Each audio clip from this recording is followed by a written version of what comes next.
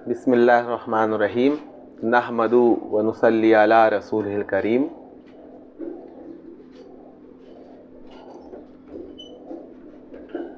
आज का मौजू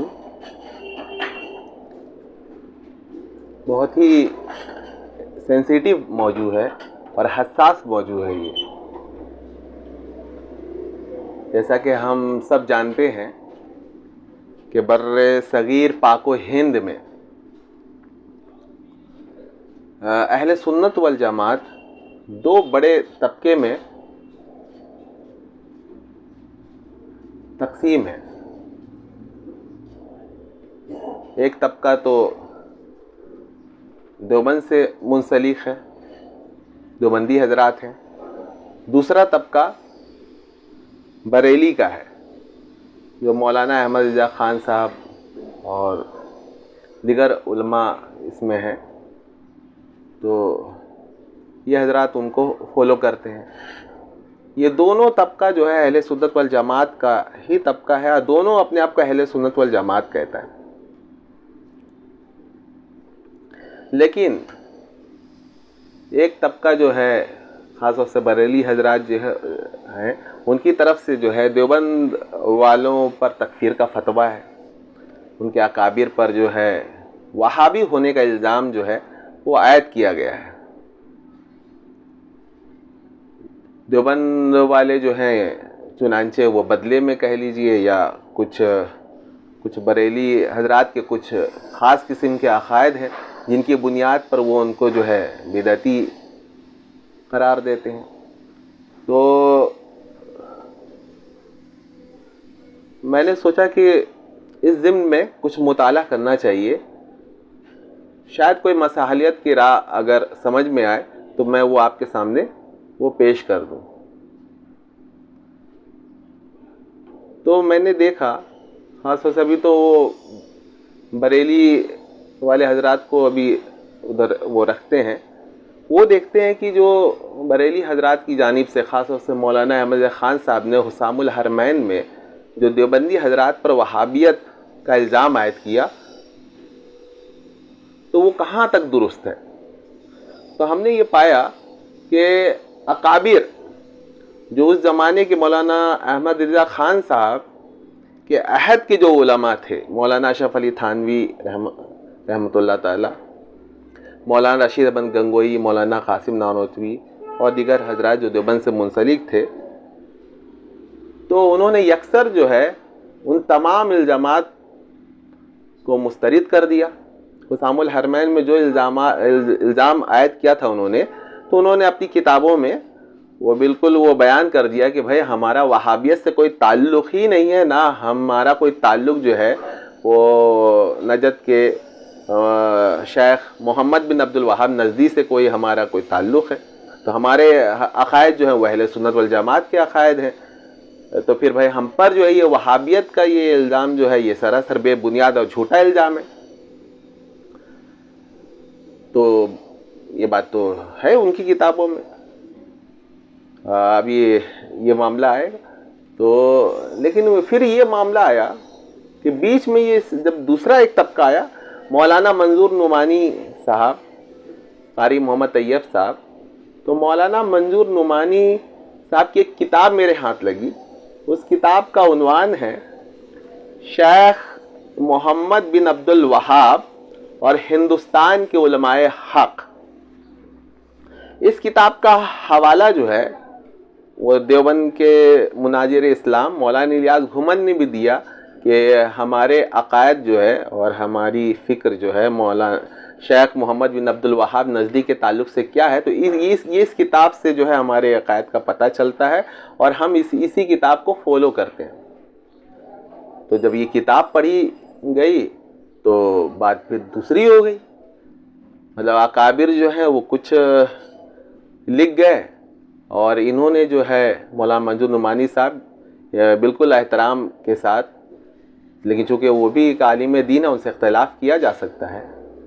और अभी आपके सामने जो है वो और भी मुताला, और मैंने वो एक आर्टिकल जो है वो मक्तल अपना वो जो रिसाला है अखबार है उसमें एक आर्टिकल इस ताल्लुक़ से लिखा भी गया।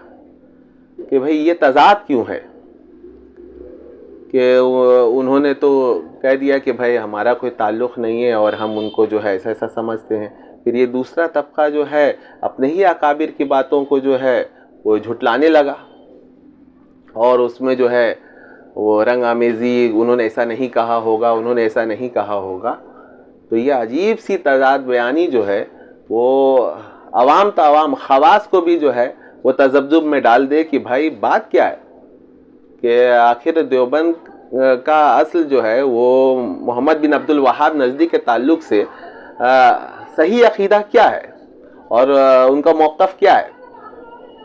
तो ये तो एक सवाल है और मैंने भी वो सवाल ही के लिए से, चूँकि मैं बेसिकली जो हूँ मैं एक जर्नलिस्ट हूँ और इसी नुक्ता नज़र से और अपनी इसी हैसियत को समझते हुए मैं एक सवाल ही रख रहा हूँ और आपके सामने अभी कुछ मैं पढ़ता हूँ भी हूँ और कुछ हवाले भी हैं, तो आपको भी ये बात समझ में आ जाएगी कि देवबंद की जानिब से मोहम्मद बिन अब्दुल वहाब नज़दी के ताल्लुक़ से दो मौक़िफ़ जो है वो सामने आ गया है। तो हम किसको लें? देखिए मक्तल में जो मैंने आर्टिकल लिखा है वो कुछ यूँ शुरू हो रहा है, इसमें कोई शक नहीं कि किताब व सुन्नत और अशाअत दीन के हवाले से उलमाए देवबंद का शानदार माजी रहा है। अहले देवबंद खुद को अहले सुन्नत वल जमाअत में शामिल करते हैं और हकीकत भी यही है कि उलमाए देवबंद के अकायद वही हैं जो उलमाए अहले सुन्नत के हैं।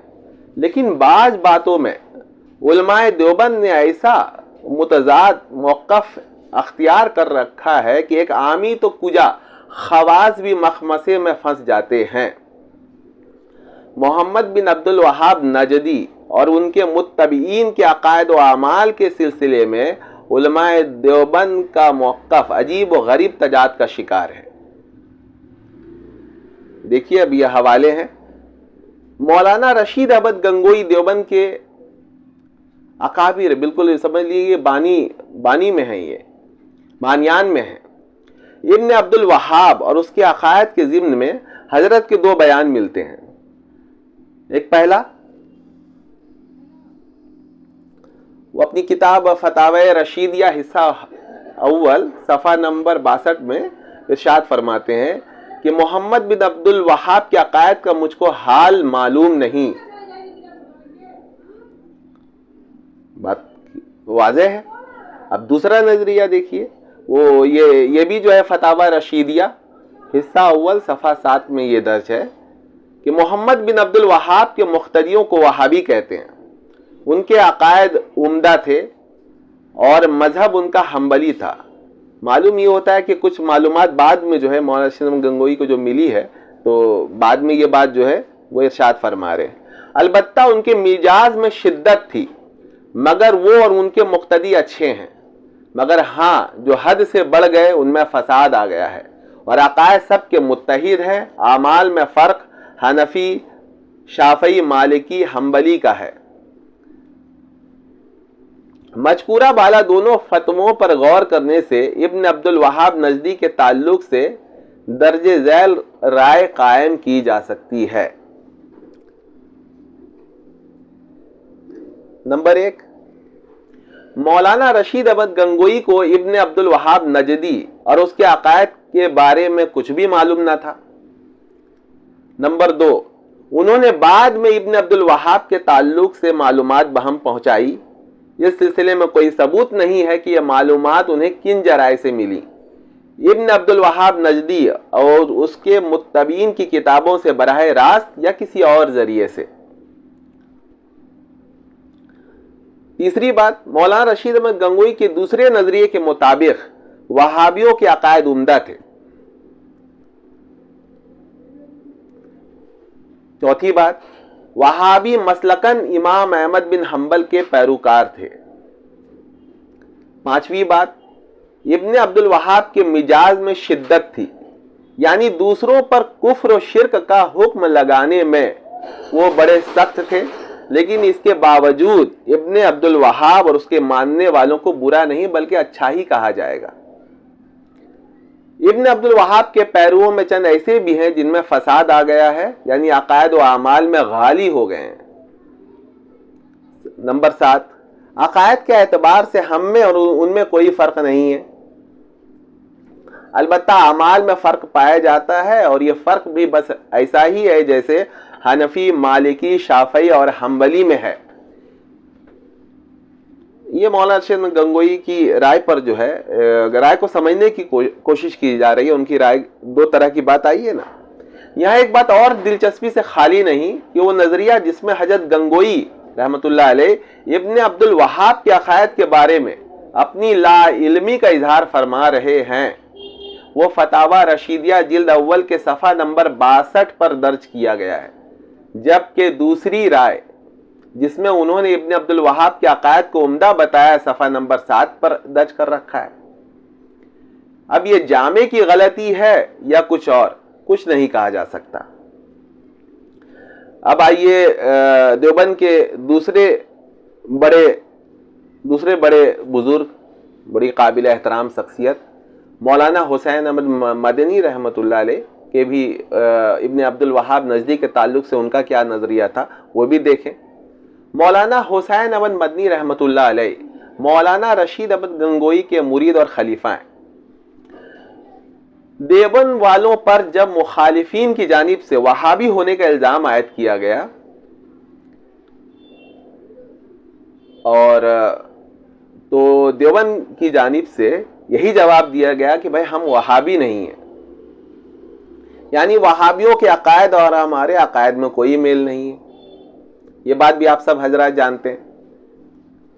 उन्होंने इसी को साबित करने में, मतलब मौलाना हुसैन अहमद मदनी रहमतुल्लाह ने किताब लिखी है अल मुहन्नद अल मुफन्नद, और नक्शे हयात में भी कुछ बातें लिखी हैं। अब वो देखिए, वो बात बिल्कुल जो है वो एक दूसरी बात है। मौलाना हुसैन अहमद मदनी रहमतुल्लाह अलैह सदर मुदर्रिस दारुल उलूम देवबंद अपनी किताब शहाबुस साकिब और नक्शे हयात में लिखते हैं, साहिबो मोहम्मद बिन अब्दुल वहाब नजदी इब्तिदा 13वीं सदी नजद अरब से जाहिर हुआ, और चूँकि ख्यालात बातिला और अकायद फासीदा रखता था। अब देखिए कौन सी बात मानी जाए। ऊपर में जो है वो फतावा रशीदिया में मौलाना शेख गंगोई की दूसरी जो राय है उसमें कि उनके अकायद उम्दा थे, जबकि उन्हीं के मुरीद और खलीफा मौलाना हुसैन अहमद मदनी रहमतुल्लाह अलैह वो फरमा रहे हैं कि उनके अकायद बिल्कुल फासीदा थे। इसलिए उसने अहले सुन्नत वल जमात में कत्ल व क़िताल किया, उनके कत्ल करने को सवाब व रहमत शुमार करता रहा। सल्फ़े सालेहीन और उनकी शान में निहायती गुस्ताखी के अल्फाज इस्तेमाल किए। जो लोग भी मोहम्मद बिन अब्दुल वहाब की किताबों से वाकिफ़ हैं और पढ़ा है तो वो जानते हैं ये बात। कोई साहब ये ना समझे कि भाई मैं बरेलियों के मौक़िफ़ की मतलब जो है उसमें खड़ा हो गया हूँ, ऐसा कुछ नहीं है। आप देखिए ये तहकीक की बात है और इस पर गौर करने की ज़रूरत है, और देवबंद वालों की जानिब से अगर इसका जवाब दिया जाए तो वो भी बेहतर कि भाई तज़ाद क्यों है ना इसको। और मैं अभी वो आखिर में जो है वो मौलाना ज़रवली ख़ान साहब देवबंदी के हैं, उनका नज़रिया देखिए कि वो मौलाना अनवर शाह काश्मीर रहमतुल्लाह के हवाले से वो भी बिल्कुल बिल्कुल वो बात कहते हैं जो एकदम बिल्कुल ये मौलाना हुसैन मदनी रहमतुल्लाह की ये जो राय है वो बिल्कुल उनसे मिलती जुलती राय है। वो भी मैं सुनाऊंगा आपको वो क्लिप। मोहम्मद बिन अब्दुल वहाब का अकीदा ये था कि तमाम जुमला अहले आलम व तमाम मुसलमान आलम मुशरिक व काफिर हैं और उनसे कत्ल व क़िताल करना जायज़ बल्कि वाजिब है। इब्न अब्दुल वहाब नजदी और उसका गुरूह ज़ियारत रसूलुल्लाह सल्लल्लाहु अलैहि वसल्लम व हुजूरी आस्ताना शरीफा व मुलाहिज़ा रोज़ा मुत्तहिरा को बिदअत हराम लिखता है। बाज इनमें उनके वहाँ के सफ़र वो ज़ियारत को माज़अल्लाह ज़ेना के दर्जे में पहुँचाते हैं। ये देखिए बहुत गौर करने की ज़रूरत है कि मौलाना हुसैन अहमद मदनी रहमतुल्लाह ये बात लिख रहे हैं। शान नबूवत और हज़रत रसालत सल्लल्लाहु अलैहि वसल्लम में वहाबिया निहायत गुस्ताखी के कलिमात इस्तेमाल करते हैं और अपने आप को मुमासिले के ज़ाते सरवरे कायनात ख्याल करते हैं। वहाबिया तमाम मुसलमानों को अदना शुबा ख्याली से काफिर व मुशरिक कहते हैं और उनके अमवाल और उनके ज़बिया को हलाल जानते हैं।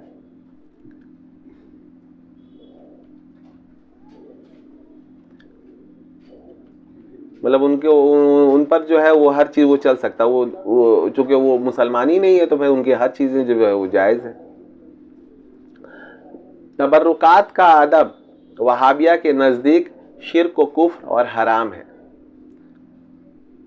अकाबिर उम्मत की शान में गुस्ताखाना कलिमात इस्तेमाल करना वहाबिया का मामूल है। वहाबी मुसलमानों को जरा जरा सी बात में मुशरिक व काफिर करार देते हैं। यहाँ बहुत जो पॉइंट की बात है कि वो एक देवबंदी आलिम ये वहाबी के ताल्लुक से लिख रहा है, तो फिर देवबंदी वहाबी कैसे है? ये जो बरेलियों की जानिब से, बरेली उलमा हजरात की जानिब से ये वहाबी और देवबंद में कोई फ़र्क नहीं किया जाता है, तो ये बहुत यहाँ पे ये फ़र्क को मलहूज रखा जाए कि ये देवबंद के ही हैं भाई। मौलाना हुसैन अहमद मदनी रहमतुल्लाह वो लिख रहे हैं कि भाई ये अकायद और वो हमारे अकायद तो है नहीं, देवबंद वालों अहले सुन्नत वल जमात के हैं और उनके माल और खून को मुबाह जानते हैं और जानते थे। वहाबिया बारगाह नबूवत में गुस्ताखाना कलिमात इस्तेमाल करते रहते हैं। अश-शहाबुस साकिब सफ़ा नंबर 42 ta 47, सफ़ा 52, 54, 63 में भी ये 63 तक ये बात आ गई। नक्श हयात में भी है ये वो 120, 122, 123, 126 और 432 नंबर सफ़ा जो है वो देख लिया जाए। मौलाना मजीद अल मुहन्नद में लिखते हैं, इन वहाबियों का अकीदा है कि बस वही मुसलमान है जो उनके अकीदे पर हो, जो उनके अकीदे के खिलाफ है वो मुशरिक है और उनके अकीदा के खिलाफ अहले सुन्नत थे, इसलिए उनका कत्ल मुबाह करार दिया। अब आइए जो है मौलाना मंजूर नुमानी की जानिब, उन्होंने एक किताब लिखी जो मैंने भी, शेख मोहम्मद बिन अब्दुल वहाब और हिंदुस्तान के उलमाए हक। इसमें उन्होंने लिखा है कि मौलाना, अब चूंकि वो मौलाना हुसैन अहमद मदनी रहमतुल्लाह देवबंद में बहुत बड़ी शख्सियत है, काबिल एहतराम है, तो अब ये बात लिख गए तो अब वो उनको कैसे भाई वो, तो अब उन्होंने ये साबित किया कि ये बात जो है ये पहले की थी और उन्होंने बाद में अपनी इस बात से रुजू कर लिया था। वो साबित की ज़बरदस्ती की कोशिश है। वो किताब पढ़िए तो अगर कोई पढ़े तो देखे कि वो ज़बरदस्ती की कोशिश है। तो उन्होंने जो ये रुजूनामा जो इस तरह दर्ज किया है, मुझको इस अम्र के ऐलान करने में ज़रा पसो पेश नहीं कि मेरी वो तहकीक जिसको मैं बा खिलाफ अहले नजद रुजूमुल मुजनिबीन अस्सहाबुस साकिब में लिख चुका हूँ। मौलाना हुसैन मदनी रहमतुल्लाह अपनी जो ये सब बातें थी, अब उससे वो रुजूनामा है, ये इनका हवाला दे रहे हैं मौलाना मंजूर नुमानी अपनी किताब में। इसकी बिना उनकी किसी तालीफ व तसनीफ पर ना थी, बल्कि महज अफवाहों या उनके मुखालिफिन के अक़वाल पर थी। अब उनकी मोतबर तालीफ बता रही है कि उनका खिलाफ अहले सुन्नत वल जमात से इस कदर नहीं जैसा कि उनकी निस्बत मशहूर किया गया, बल्कि चंद जुज़वी उमूर में सिर्फ इस दर्जा तक है कि जिसकी वजह से उनकी तकफीर, तफसीक या तजलील नहीं की जा सकती। वल्लाहु आलम। अकमलुल बयान सफ़ा नंबर 9 बाहवाला रोज़नामा ज़मींदार लाहौर 17 मई 1925 को ये रुजूनामा मतलब छापा गया था, जिसका हवाला मौलाना मंजूर नुमानी साहब ने अपनी किताब में दी है। अब यहाँ ये बात दिलचस्पी से खाली नहीं है कि मौलाना हुसैन अहमद मदनी का मज़कूरा बयान हाफिज़ अजीज़ुद्दीन मुरादाबादी ने अपनी किताब अकमलुल बयान में भी दर्ज किया है। यह अकमलुल बयान बरेलवी मसलक के मशहूर आलिम मौलवी नईमुद्दीन मुरादाबादी की किताब अत-तय्यिबुल बयान फी रद्द तक़वियतुल ईमान के रद्द में या जवाब में ये लिखी गई थी किताब। उसी ज़माना में कई साल तक हफ्तावार अहले हदीस अमृतसर में क़िस्तवार शाये हुई थी। इसके बाद किताबी शक्ल में लाहौर के अल मकतबतुस सलफिया ने शाये की थी। अब वो देखिए वो तजाद है वो मामला में। फिर वहाँ मौलाना हुसैन मदनी की भी दो राय हो गई। अब आइए मौलाना खलील अहमद सहारनपुरी की राय। मौलाना खलील अहमद सहारनपुरी लिखते हैं, उनका यानी मोहम्मद बिन अब्दुल वहाब नजदी और उसके ताबेईन का अकीदा यह है कि बस वही मुसलमान है, और जो उनके अकीदा के खिलाफ हैं वो मुशरिक है। इस बिना पर उन्होंने अहले सुन्नत का कत्ल मुबाह समझ रखा था। अल मुस्नद अल मुफन्नद मतबुआ कराची सफ़ा 22 और तस्दीक़ात सफ़ा नंबर 13-14। इस किताब पर शेखुल हिंद मौलाना महमूद हसन देवबंदी रहमतुल्लाह अलैह, हकीमुल उम्मत मौलाना अशरफ अली साहब थानवी रहमतुल्लाह अलैह, मौलाना मुफ्ती कफ़ायतुल्लाह दहलवी रहमतुल्लाह अलैह जैसे अकाबिर के तस्दीकी दस्तखत मौजूद हैं। मतलब इन हजरात की भी यही राय है कि इनके अकायद तो ऐसे थे। मौलाना मंजूर नुमानी ने मौलाना सहारनपुरी की राय को भी यही कहकर रद्द कर दिया है कि इसकी बुनियाद ठोस मुताले या गहरी बसीरत पर नहीं थी, बल्कि मौलाना का ये बयान भी आवाम में मशहूर बातों पर मबनी था। चुनांचे उन्होंने मौलाना सहारनपुरी का भी रुजू साबित कर दिया है।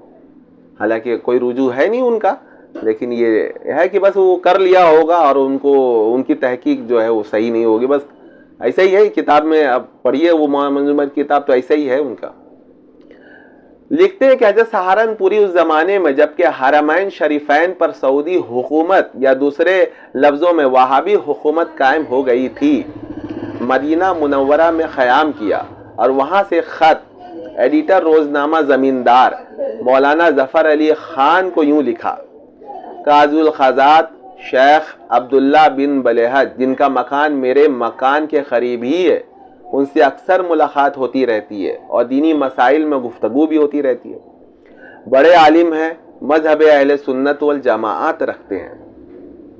ज़ाहिर हदीस पर जैसा कि इमाम अहमद बिन हम्बल रहमतुल्लाह अलैह का तारीख़ है अमल करते हैं। शेखुल इस्लाम इब्न तैमिया और शेखुल इस्लाम इब्न क़य्यम की किताबों को ज़्यादा महबूब और पेशे नज़र रखते हैं। हमारे उलमा के नज़दीक भी ये दोनों बुजुर्ग बड़े मर्तबा के हैं, बिदात और मुहदसात से निहायत मुतनफ़िर हैं, तौहीद और रिसालत को अपने ईमान की जड़ करार दे रखा है। अलगरज मैंने जहाँ तक ख्याल किया अहले सुन्नत के अक़ायद से ज़रा भी इन्हिराफ नहीं, और अक्सर अहले नजद कुरान शरीफ पढ़े हुए हैं, कसरत से हुफ़ाज़ हैं, सलात बाजमात के नहायत पाबंद हैं। आजकल मदीना मुनव्वरा में सख्त सर्दी का ज़माना है, मगर अहले नजद सुबह की नमाज में पाबंदी के साथ आते हैं। बहरहाल इस कौम की हालत दीनी नहायत इत्मीनान बख्श देखी है। अकाबिर के खुतूत सफ़ा नंबर 11-12। यहाँ यह काबिल गौर बात है कि मौलाना ज़फ़र अली ख़ान का अखबार ज़मींदार इस ज़माने में हुकूमत सऊदिया का हमनवा और तर्जुमान बना हुआ था। एक और ख़त हाफिज़ मोहम्मद याकूब के नाम है। इसमें हज़रत सहारनपुरी लिखते हैं, मेरे ख़याल में ये हुकूमत इस ज़माना के एतबार से नहायत दीनदार वाक़ हुई है और नेक नियति के साथ काम कर रही है, और जिस कदर बड़े बड़े काम हुए हैं कोई भी मेरे नज़दीक ऐसा नहीं जिसमें दीन का पहलू ना हो, और बाज़े उमूर सिगार जिसमें कुछ फ़िरोग गुजाश्त हो रही है। जहाँ तक मैं गौर करता हूँ इसकी वजह यह है कि हुकूमत के पास लायक मुंतज़िम दीनदार आदमी नहीं। इस वजह से बाद इंतजामात में कोताही हो रही है। अपनी ज़ात से सुल्तान इब्न सऊद नहायत दीनदार हकीम मुतहम्मिल मिजाज वाक़ हुए हैं।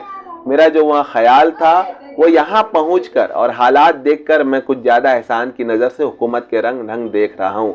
खलील अहमद अज़ मदीना तैयबा 12 रबीउस्सानी 1345 हिजरी। देखिए इनकी भी राय दो हो गई। अब मौलाना अनवर शाह काश्मीरी की राय को देखिए।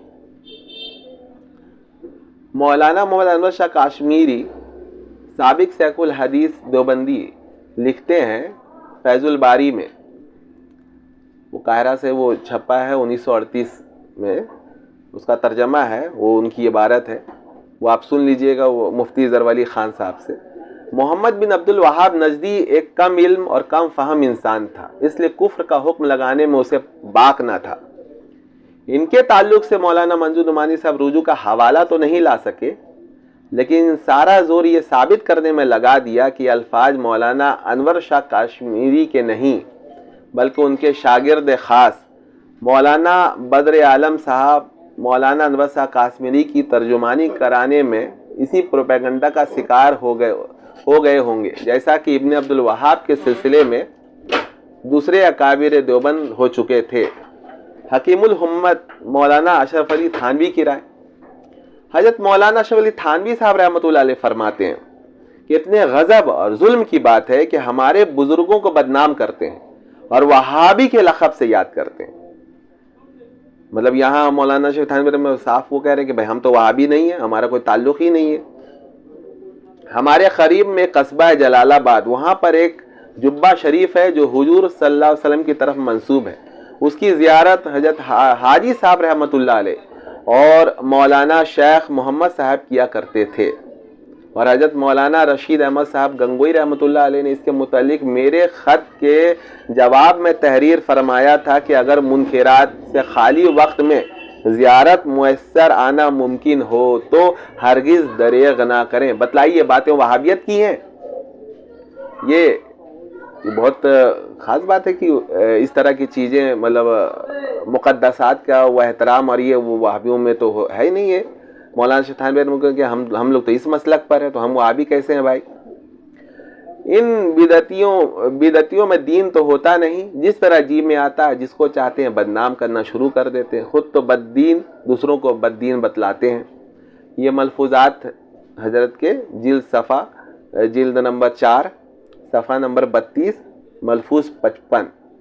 एक और मकाम पर जो है हजरत थानवी फरमाते हैं, एक जमात है जो हम लोगों को वहाबी कहती है, लेकिन हमारी समझ में आज तक ये बात नहीं आई कि हमें किस मुनासिबत से वहाबी कहते हैं, क्योंकि वहाबी वो लोग हैं जो इब्ने अब्दुल वहाब की औलाद में से हैं या वो लोग हैं जो उनका इत्तिबा करते हैं। इब्ने अब्दुल वहाब के हालात किताबों में मौजूद हैं, हर शख्स उनको देखकर मालूम कर सकता है कि वो ना इत्तिबा की रूह से हमारे बुज़ुर्गों में है, ना निस्बत की रूह से। अलबत्ता आजकल जिन लोगों ने तक़लीद छोड़कर गैर मुक़ल्लिदी इख्तियार कर ली है, उनको एक एतबार से वहाबी कहना दुरुस्त है, क्योंकि उनके अक्सर ख़यालात इब्ने अब्दुल वहाब से मिलते हैं। हम लोग हनफी हैं, क्योंकि ये मालूम हो चुका है कि उसूल 4 है, किताबुल्लाह, हदीस रसूल, इजमाए उम्मत और क़यास से मुस्तहिद। सिवा इन 4 के और कोई असल नहीं, और मुस्तहिद बहुत से हैं, लेकिन इजमाए उम्मत से ये बात साबित हो चुकी है कि 4 इमाम यानी इमाम अबू हनीफ़ा, इमाम मालिक, इमाम शाफ़ई, इमाम अहमद बिन हम्बल के मज़ाहिब से बाहर हो जाना जायज़ नहीं। नेज़ ये भी साबित है कि इन 4 में जिसका मज़हब राइज़ हो उसका इत्तिबा करना चाहिए।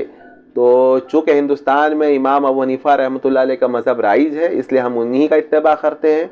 हमको जो लोग वहाबी कहते हैं, क़यामत में इस बुहतान की उनसे बात पुरुष ज़रूर होगी। अशरफुल जवाब। अब ये देखिए, बिल्कुल वो है कि भाई मेरा कोई ताल्लुक़ उनसे नहीं है, उनके अक़ायद से भी नहीं है। मौलाना शेख थानवी की इस राय को मौलाना मंजूर नुमानी साहब ने अपनी इस किताब में ना जगह दी है, ना इस पर कोई तबसरा किया, क्योंकि मौलाना शेख थानवी में तो कोई रुजू है ही नहीं।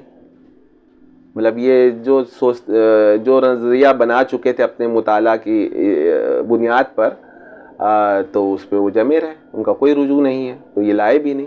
शायद इसकी वजह यह है कि मौलाना शेख थानवी का रुजू साबित नहीं है। मौलाना मंजूर नुमानी की किताब पर ज़रा देखा जाए, तबसरा की नज़र डाली जाए। अक़ायद वहाबिया के ज़िम्न में अहले देवबंद की राय में तब्दीली की वजह यही किताब है। इस किताब में अकाबिर देवबंद की मोहम्मद बिन अब्दुल वहाब और उसके अक़ायद के बारे में जो राय थी, उनको सिर्फ ये कहकर रद्द कर दिया गया है कि उन्हें असल हक़ाइक़ की खबर नहीं थी। महज सुनी सुनाई बातों पर भरोसा करके उन्होंने ये राय कायम कर ली थी, और ये राय सिर्फ अपनी ज़ात तक ही नहीं रखी बल्कि शद्द व मत के साथ किताबों में भी लिख दिया। इस किताब में देवबंद की 4 बड़ी शख्सियतों की राय पेश की गई है। मौलाना रशीद अहमद गंगोई, मौलाना खलील अहमद सहारनपुरी, मौलाना हुसैन अहमद मदनी और मौलाना अनवर शाह काश्मीरी। यानी मौलाना शेख थानवी रहमतुल्लाह की राय नहीं दी गई है, क्योंकि वहाँ वो शायद मौलाना मंजूर से कामयाब नहीं हो पाते कि उनकी राय को कैसे जो है वो तब्दील किया जाए या उसमें वो किया जाए। तो मौलाना रशीद अहमद गंगोई की पहली राय ये थी कि उन्हें इब्ने अब्दुल वहाब के बारे में कुछ भी आगाही नहीं है। दूसरी राय में अचानक उन्होंने इब्ने अब्दुल वहाब के अकायद को उम्दा बता दिया। मौलाना हुसैन अहमद मदनी, मौलाना खलील अहमद सहारनपुरी और मौलाना अनवर शाह काश्मीरी तीनों के मौलाना गंगोई शेख हैं, मौलाना रशीद अहमद गंगोई। क्या उन तीनों को यह मालूम नहीं था कि उनके शेख ने इब्ने अब्दुल वहाब के अकायद को उम्दा करार दिया है? क्योंकि उन तीनों की राय को जानने के बाद यही कहा जाएगा कि उन्हें अपने शेख की ऐसी किसी राय का पता नहीं था। मौलाना गंगोई ने वाकई इस तरह की किसी राय का इजहार भी किया था या मुखालिफी ने अपनी तरफ से ये राय मौलाना गंगोई के नाम कर दी? तहकीक तलब बात है। यहाँ ये बात बहुत गौर करने की कि ये कोई सियासी इख्तिलाफ नहीं है। उसको तो कबूल किया जा सकता है, और वो जैसे मौलाना शेख थानवी रहमतुल्लाह अलैह की सियासी राय अलग थी और मौलाना हुसैन अहमद मदनी रहमतुल्लाह अलैह और मौलाना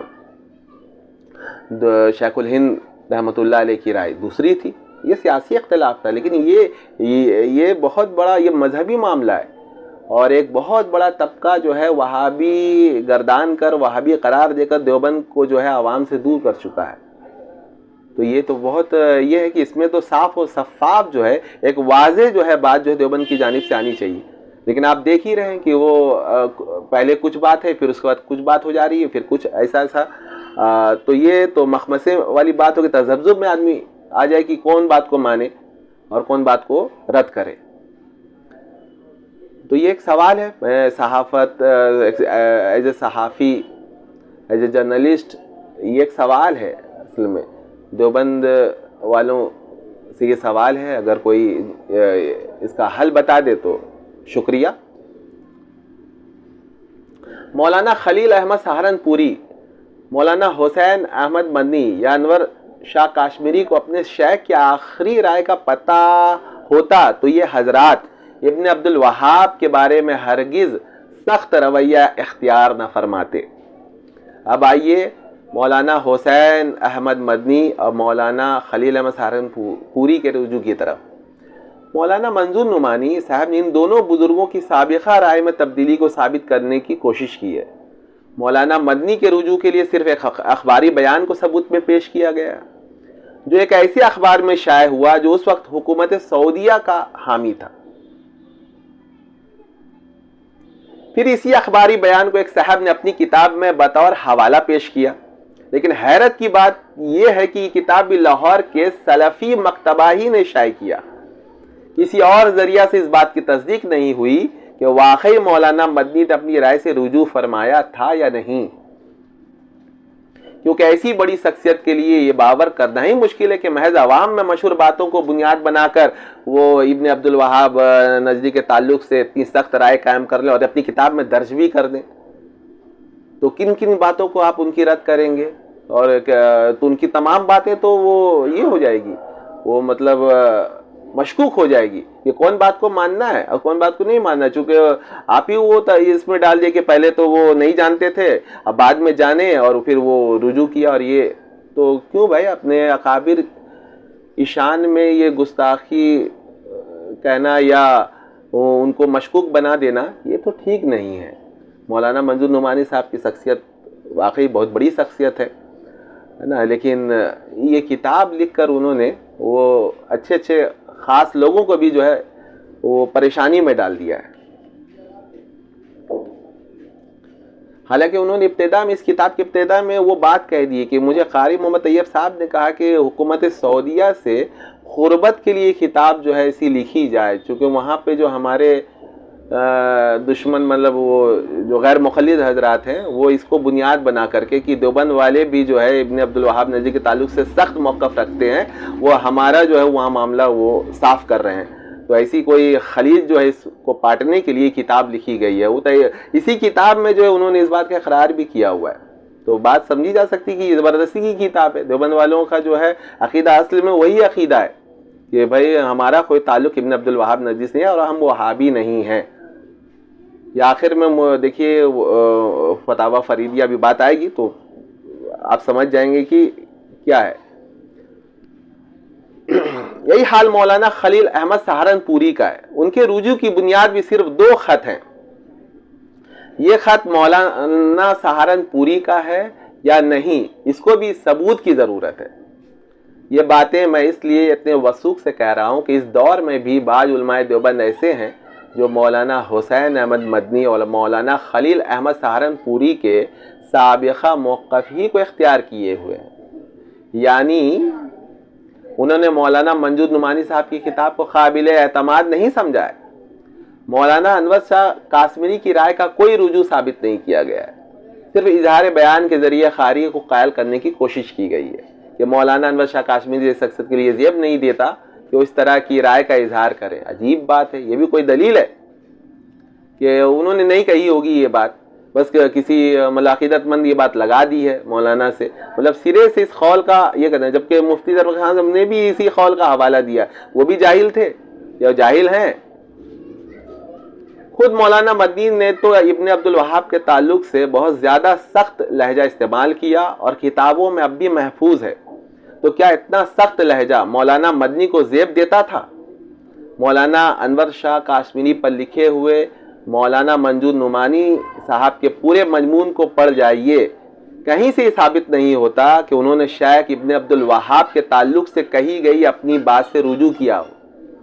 मौलाना मंजूर नुमानी साहब को जब कुछ समझ में नहीं आया माजरत के साथ, तो उन्होंने सारा ठेकरा मौलाना अनवर शाह काश्मीरी के शागिर्द ख़ास मौलाना बद्र आलम मिरिठी के सर पर फोड़ दिया, ये कह करके उनसे ही भूल हुई होगी। बताइए, मौलाना अनवर शाह ने फरमाया कुछ होगा, मौलाना बद्र आलम साहब ने लिखा कुछ होगा। ये किताब में आप पढ़िए तो आपको पता चलेगा कि इसी तरह का अंदाज इख्तियार किया गया, क्योंकि किताब जो है वो ज़बरदस्ती लिखी गई है हुकूमत सऊदिया से जो है क़ुर्बत हासिल करने के लिए। ये बात तो खुद हज़रत मौलाना मंजूर साहब ही ने अपने वो इब्तिदाइया में वो लिख भी दिया है। ये कोई इल्ज़ाम नहीं, आप पढ़िए किताब, देखिए कि उन्होंने इस बात का इकरार किया है कि कारी मोहम्मद तैयब साहब ने उनसे ये गुजारिश की थी कि हुकूमत सऊदिया से जो है वो उस दूरी को कम करने के लिए एक ऐसी किताब की ज़रूरत है। मौलाना अनवर शाह काश्मीरी की रुजू के लिए मौलाना नुमानी के बस कुल यही दलील है। अब देखिए कि अभी कदम हाल ही के ये इसी दौर के करीब के हैं वो शेख मुफ्ती मोहम्मद फरीद खान। अभी ये तो बहुत ये नहीं थे कि क्या इनको ये नहीं मालूम है कि इब्न अब्दुल वहाब नजदी के ताल्लुक़ क्या क्या था, नहीं, लेकिन इनका फतावा फरीदिया उठा के देखिए, उनका लहजा फिर वही है जो अकाबिर का है। देखिए वो फरमाते हैं, मुफ्ती मोहम्मद फरीद साहब, उनकी किताब है फतावा फरीदिया, उनसे इब्न अब्दुल वहाब के अक़ायद के बारे में सवालात किए गए तो उन्होंने फतवे की सूरत में जो उनके जवाब, नजदी लोग तमाम के तमाम मुतशद्दिद हैं। फतावा फरीदिया जिल्द अव्वल बाब फ़िरक़ुल इस्लामिया सफ़ा 157। नंबर 2 मोहम्मद बिन अब्दुल वहाब, ये फतवा है फतावा फरीदिया में, मोहम्मद बिन अब्दुल वहाब और उसके इत्तिबा करने वाले मुसलमान हैं, ज़रूरियात दीन से मुनकिर नहीं हैं, अलबत्ता अशद्दा अलल अबरार व रहमा बिल कुफ़ार, यानी सालिहीन पर सख्त और काफिरों पर रहमदिल की रवैया से खवारिज से शुमार किए गए। देखिए मुफ्ती मोहम्मद फरीद खान साहब उनको खवारिज में शुमार कर रहे हैं, वहाबियों को, मतलब इब्न अब्दुल वहाब नज़दी के पैरोकारों को। और ये लोग बाज उसूल फिरो में मुनफरिद हैं, हनाबला से भी मुखालिफ हैं। फतावा फरीदिया जिल्द अव्वल सफ़ा नंबर 157। तीसरा फतवा देखिए, वहाबी बेअदब बा ईमान अस्त काफिर नीस्त, यानी वहाबियों को मुसलमान ही कहेंगे, काफिर नहीं, अलबत्ता ये बेअदब होते हैं। ये भी फतावा फरीदिया में देखिए सफ़ा नंबर 158 में। अब चौथा फतवा देखिए, वहाबी मोहम्मद बिन अब्दुल वहाब नजदी, इब्न खय्यम, इब्न तैमिया वगैरह के मुत्तबीन को कहा जाता है। ये लोग तवस्सुल शरई, ज़ियारत क़ुबूर के लिए सफ़र, करामत बादुल ममात वगैरह हक़ाइक़ से मुनकिर हैं। ये लोग बेअदब बाईमान हैं। इनके पीछे बिला ज़रूरत इक़्तिदा करना मकरूह तहरीमी है।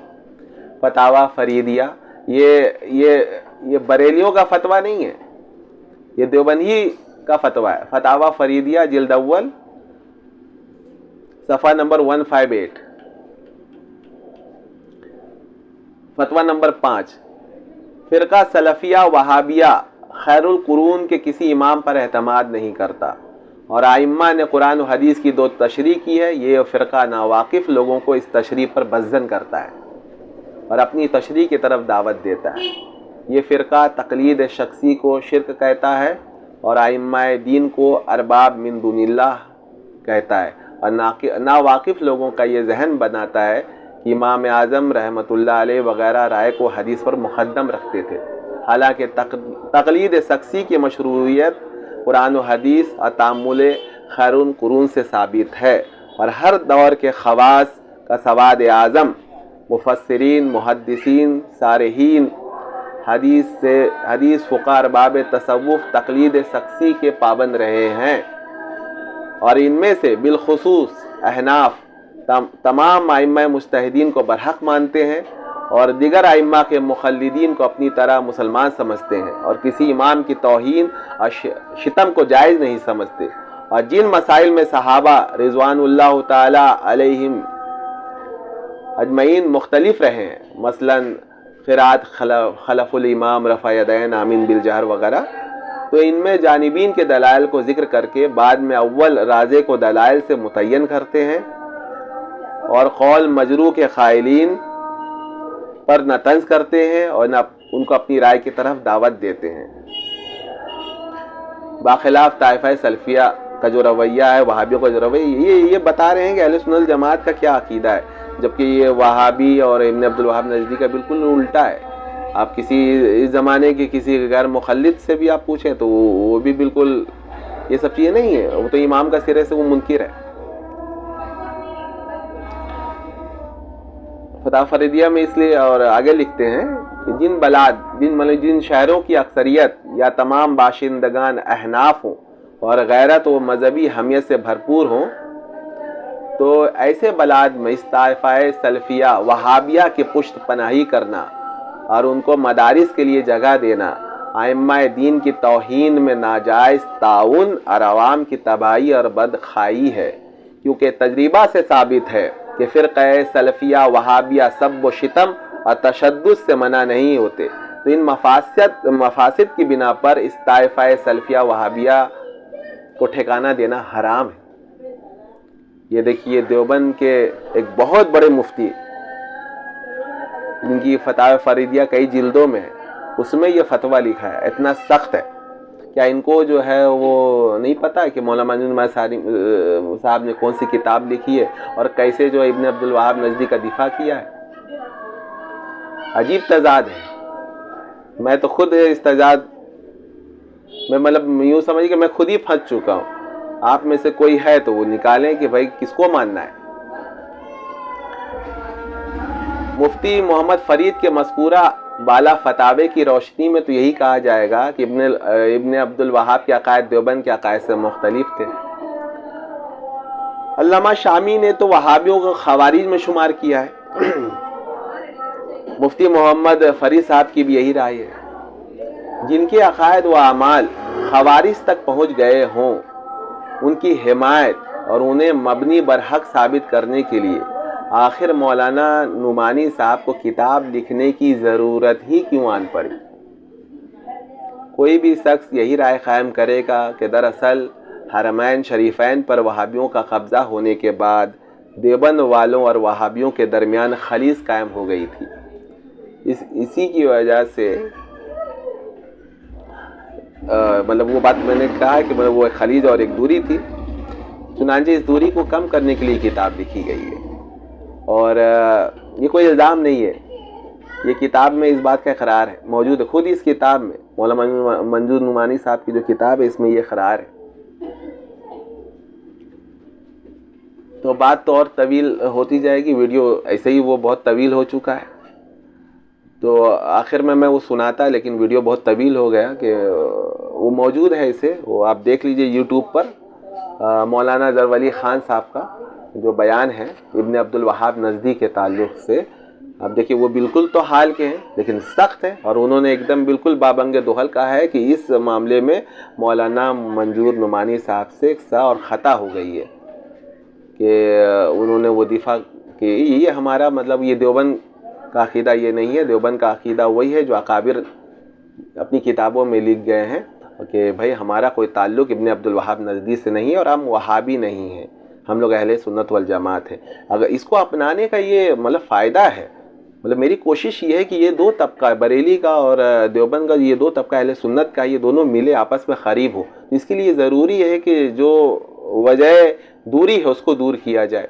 एक तो बरेली हजरात की भी बहुत बड़ी रुकावट है कि वो जो कुफ्रियात और जो कुफ्र का फतवा उन्होंने अकाबिर देवबंद पे आयद किया है, ठीक है, मजीद उसमें तहकीक करके देखें। ऐसा नहीं है कि हुसामुल हरमैन जो है वो वही के दर्जे को पहुंची हुई किताब, उससे रुजू किया जा सकता है। वो हो सकता है कि मौलाना अहमद ख़ान साहब तक जो बात पहुंची वो सही से नहीं पहुंच पाई थी, वो अपनी जगह ये दुरुस्त थे। वो जो गुस्ताखी करेगा तो उसके लिए तो वो कुफ्री है, लेकिन वो और बात है कि गुस्ताखी उन्होंने की ही नहीं, उन्होंने हर जगह इनकार किया। और मौलाना अहमद ख़ान साहब की किसी भी इल्ज़ाम को उन्होंने माना ही नहीं कि मेरे इस तरह के इक़्तिबास, ना मेरी नीयत, ना ये ज़ाहिरी नहीं है। उठा के देखिए सबकी किताबें, उसी ज़माने में वो किताब लिख दी गई थी, हुसामुल हरमैन का जवाब लिख दिया गया था, और मौलाना अहमद ख़ान साहब जो है वो खामोश हो गए थे, उन्होंने फिर रद्द में कोई किताब नहीं लिखी। तो अल्लाह ताला हम सबको जो है वो मिलाए, और मेरी भी दुआ है और आप सब भी दुआ करें और कोशिश भी करें कि ये दो बड़ा तबका जो अहले सुन्नत जमात का है, ये पाक व हिंद में अल्लाह ताला इन दोनों को जो है करीब लाए और मिला दे, ताकि जो है ये उम्मत मुत्तहिद हो और कुछ काम जो है हो सके। अल्लाह ताला जो है वाखिर दावाना अनिल हम्दुलिल्लाहि रब्बिल आलमीन।